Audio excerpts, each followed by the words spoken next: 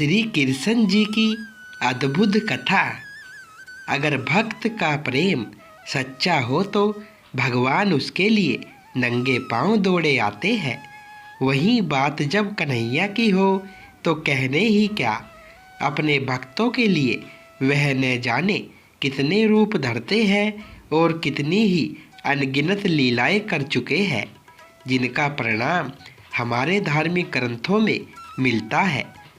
पौराणिक कथा के अनुसार एक बार की बात है, किसी नगर में एक राजा ने एक मंदिर बनवाया जिसमें श्री कृष्ण की एक मूर्ति भी रखवाई, लेकिन उसकी कभी पूजा नहीं की। पूजा करने के लिए मंदिर में एक पुजारी को रखा गया।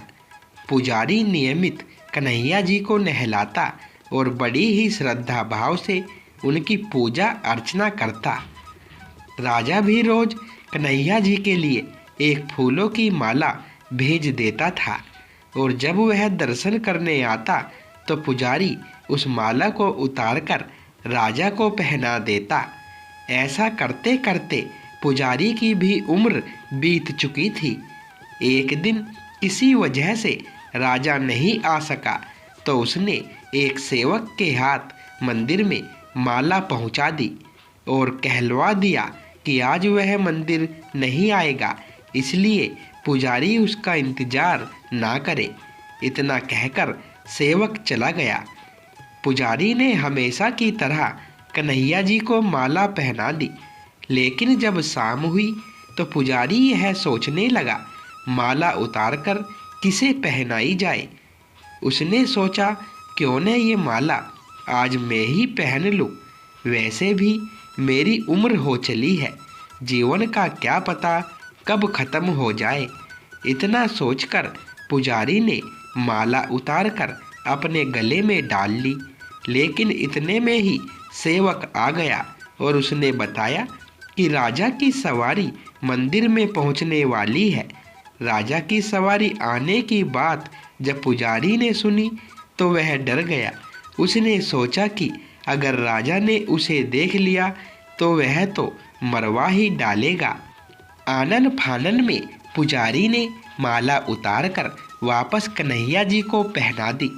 जैसे ही राजा अंदर आया तो हमेशा की ही तरह पुजारी ने माला कान्हा जी के गले से उतारकर राजा को पहना दी, लेकिन माला पर लगा सफ़ेद बाल देखकर राजा समझ गए कि पुजारी ने यह माला स्वयं ही पहनी थी। बस फिर क्या था, राजा क्रोधित हो उठे और उन्होंने गुस्से में पुजारी से पूछा कि माला पर सफ़ेद बाल कहाँ से आया। तब राजा की बात सुनकर पुजारी डर गया और बोल पड़ा, ये तो कन्हैया जी का है। अब तो राजा और भी क्रोधित हो गए, क्योंकि कान्हा तो भगवान है और उनके बाल सफ़ेद कैसे हो सकते हैं। इसलिए राजा ने फरमान सुना डाला कि कल श्रृंगार के समय राजा खुद आएंगे और देखेंगे सच में ही कान्हा जी का सफ़ेद बाल है या पुजारी झूठ बोल रहा है। उन्होंने कहा कि अगर पुजारी ने झूठ बोला होगा तो उसे फांसी दे दी जाएगी। राजा का फरमान सुनकर पुजारी का बुरा हाल हो गया। उसने सोचा अब क्या करे, कहाँ जाए, अब तो उसका मरना तय है।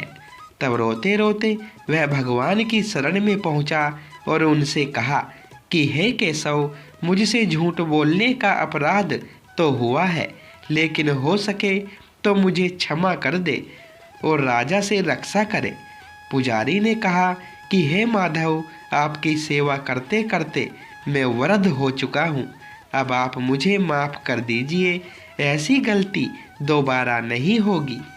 यही कहते कहते पुजारी की न जाने कब आँख लग गई और उसकी आँख तब खुली जब सुबह हो चुकी थी। उधर सुबह होते ही राजा भी आ गया और कहने लगा आज कान्हा जी का श्रृंगार वह खुद करेगा। ऐसा कहकर जैसे ही राजा ने कान्हा जी का मुकुट उतारा तो देखा कि श्री कृष्ण के तो सारे बाल ही सफ़ेद हैं, लेकिन राजा को फिर भी यकीन नहीं हुआ। उसे लगा कि फांसी के डर से पुजारी ने ही बालों को रंग दिया होगा। राजा ने सोचा कि क्यों न कन्हैया जी का एक बाल तोड़कर देखा जाए। इसके बाद राजा ने कान्हा जी का एक बाल तोड़ लिया, लेकिन जैसे ही बाल टूटा कन्हैया के सर से खून की धारा बहने लगी। यह देखकर राजा भगवान के चरणों में गिरकर माफ़ी मांगने लगा। तभी श्री कृष्ण की मूर्ति से आवाज़ आई, हे राजन, तुमने मुझे केवल मूर्ति मात्र ही समझा, इसलिए आज से मैं तुम्हारे लिए केवल मूर्ति मात्र ही रहूँगा। लेकिन पुजारी ने सच्चे मन और पूरी श्रद्धा से मेरी भक्ति की है, इसलिए उसकी अनन्य भक्ति को देखकर मुझे अपने बाल सफ़ेद करने पड़े। कन्हैया जी ने कहा कि भक्ति में कभी भी संशय नहीं होना चाहिए और सच्चे भक्त की लाज तो मैं कभी जाने ही नहीं देता। जय श्री कृष्णा। तो दोस्तों, ये कथा आपको पसंद आई हो तो वीडियो को लाइक करें, शेयर करें और चैनल को सब्सक्राइब करें। धन्यवाद दोस्तों।